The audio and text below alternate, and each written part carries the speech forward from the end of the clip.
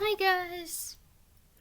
Tonight I thought, as I'm getting ready for bed, I am in my onesie. Again, yes, it's a Minnie Mouse one.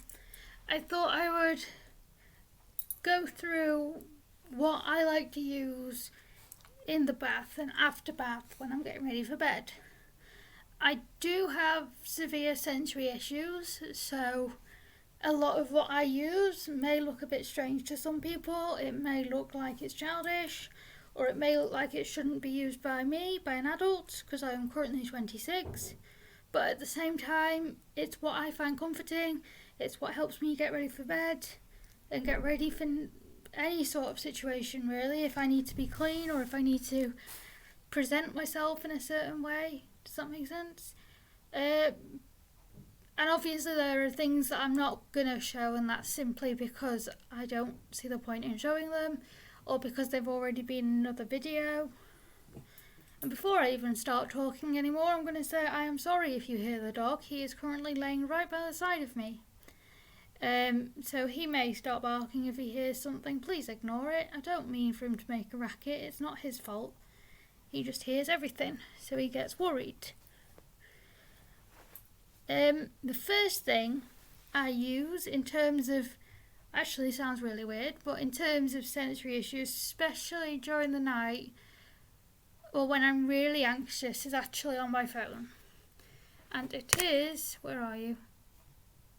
It's Prime. It's the Prime, why are you not? Prime Video is what it is. No, that's not what I'm watching. That's just an advert that pops up every time you talk about, when you open Prime, it pops up with an advert. Because that lowers my ability to hear loud noises upstairs who make a racket at night, and I don't know why. And it just helps me feel safe again from like hearing everyone else's conversations during the day where they talk about politics and news and beer tricks and scary things that I don't particularly want to hear. It helps me to forget all of that and get ready for bed, get ready for calm, and get ready for sleep in the most appropriate way I can and the way I know how to do it. In terms of what I use after my bath to help myself, or when I need to go out somewhere and changing clothes just isn't necessary, I use a couple of things. I use, let's not drop it. This, which I only use on the top of my legs and my tummy because I've got scratch like marks and dodgy scars on my legs and on my stomach, and that really helps with it. It does actually have a scent, but I think it's coconut because it does say cocoa butter on it. I think that's what's on that. I'm just not sure, but I do like the scent of it. It's not overpowering. It doesn't make me feel gross. It's not greasy. I really like it. I use this. For those who don't know, that is Johnson's baby lotion. I have been using this for maybe 3 years now. Basically, actually, just before I started my university degree, I started using this at night. Because lavender does help me calm down, it does help me to sleep, it does help me to relax. And this has that scent to it. And it also moisturises my skin, which is what it needs at night, especially at night. Obviously it needs it during the day, but I don't use this during the day, I only use this at bedtime. I use deodorant, as most normal adults do. Only version is, I use this one at night because I prefer spray at night. And it's sensitive skin. And it's also something that restores my natural pH. Now I use this at night rather than during the day. 1, because it's a spray. 2, because it's for sensitive skin. And 3, because I feel gross not putting deodorant at night. I'm well aware that sounds weird, but I do. I feel absolutely disgusting not putting any type of deodorant on at night. So I do wear that at night. This is more of, the next thing is more of an everyday thing that I use a brush to do every day.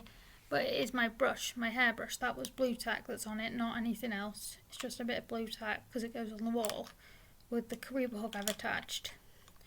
This is one of my favourite brushes ever. I'm so glad I found it. It cost me quite a bit of money though. I got it in Boots, it cost me 10 quid, but it's a wet brush. So it can be used in the shower or in the bath with wet or dry hair, with hairspray on or with detangling spray on. It gets through me knots in my hair really well. Doesn't pull my hair out, which is another big thing for me because that is a very sensory thing for me. I don't like the feel of my hair being pulled on. So having a brush that doesn't pull my hair out, doesn't pull my hair out as I brush, but gets rid of the knots and the tangles is very, very handy. Because I'm pretty sure my old brush, my parents, mum used to do my hair for school. We didn't have wet brushes, we just had normal brushes, and they used to pull my hair and drive me nuts, and I would scream and shout and everything. I'm very glad I found this. I'm also very glad that I learned how to do my own hair, because it was a pain in the bum when I couldn't do it myself. There isn't anything else on the table I use during the day to calm myself, or during the night. There is, apologies those who saw something else. There is this in this container, which I think I got from Wilko's, is hair ties. Realistically, 90% of it is hair ties. Now, I really only use two types. This type, which is brown and has a, whatever that thing is, like a joining thing on it. And this type, which are just black ones. They don't have any decorations or anything. They're just stretchable. I used to use like every type going, because I used to have real issues with my hair and it used to be a pain in the bum. But every time I used them, I'd pull them out and it'd pull my hair out as well. So I no longer use little ones that are like really little, because I just hurt myself every time I was using them.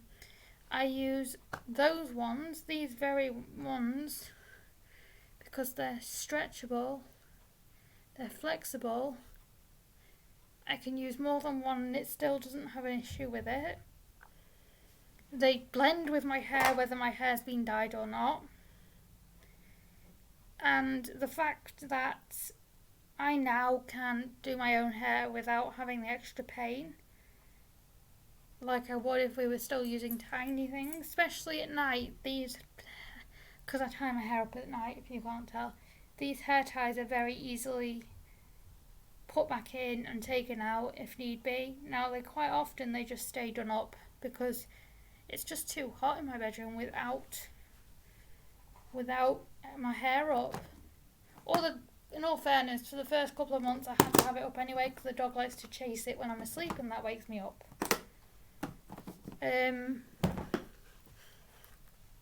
In terms of sensory issues and clothing, I'm sure most people will notice that most of my clothing is actually either cotton 100% or it's soft. Like my onesies are usually made out of cotton and then they're really soft. The insides matter too. That kind of material inside is really helpful to me because it's really soft. I have clothing like this top, which I can't remember if it's inside out or not. It is inside out, but this top does have a unicorn on the front. It's currently inside out because it's been on the drying rack. I like this kind of material, and I can wear this jumper or this t-shirt on my own without the need of an extra layer underneath it, so it doesn't bug me, it doesn't feel gross to me. It's more than easy for me to wear that on its own. I don't need to sit and get worried about whether it's going to irritate my skin, whether it's going to irritate the way I feel all day, whether it's going to cause serious sensory issues, because that material is fine on my skin. I wear a lot of cotton clothing or flannel clothing. Flannel clothing is mainly pyjamas though, it's not really clothing I'd wear out the house. So it's mainly pyjamas or like indoor house clothing is what I usually wear. Obviously, in terms of sensory issues when I'm out, I have a set of ear defenders, headphones as well, which you've seen in previous videos. I got them off Amazon. Apologies, the dog is barking here at the lift. I take my communication tablet with me wherever I go, so that I'm able to communicate when sensory issues are causing more of an issue. And what else do I use in terms of sensory issues? I have a weighted blanket. Well, actually, I've got two. One of which lives on my bed, which unless I do a bedroom tour, I don't think you'll ever see. And one that is currently resting on my laptop was currently resting on. It is there. I use those every single day, and obviously sensory issues still exist wherever I go. Everything from clothing to certain lotions, if I wear the wrong lotion or I get the wrong hand wash or the wrong shampoo or the wrong conditioner or body wash, cause major issues for me. I can't manage it. I feel very much like I wasn't listened to, or very much like my skin is being attacked and there's stuff crawling all over it because it's the wrong texture or it's the wrong smell or it's the wrong feeling of things. But that's the same with clothes as well, and bath stuff and costumes and all the rest of it. They have to be a certain material, they have to smell a certain way or not smell at all, and they have to be for sensitive skin. And if they're not, then I don't wear them, or I don't buy them, or I don't use them because they just don't feel right to me, and I'd rather not sit there in sensory overload because of something I can't change unless I spend more money. Obviously, that can't be adhered to all the time, but when it can be, I much prefer it to be. I mean, even my bedroom is sensory friendly, and I will do a bedroom tour eventually when I can figure out how to work my camera. And Jakey. Jakey is the last thing in terms of sensory issues that I have, because he is very loud. And if you've heard him in the videos, you'll know he is very loud because he barks at everything.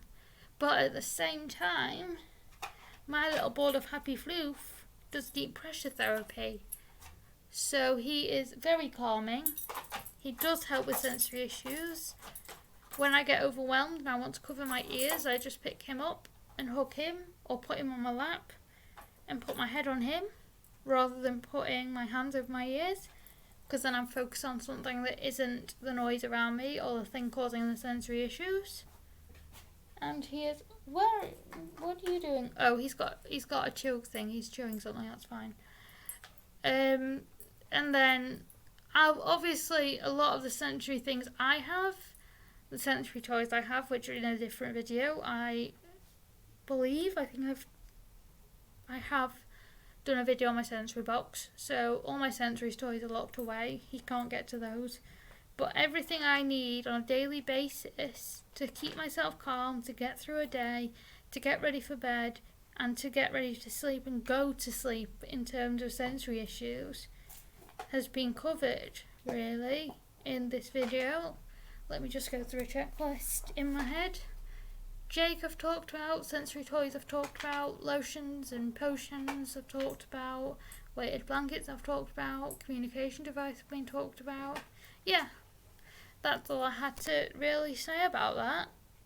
And a lot of my sensory stuff that I use are nighttime derived, so I can do a bedroom tour if you guys would like it, and I will see you guys later. Bye! Thanks for watching!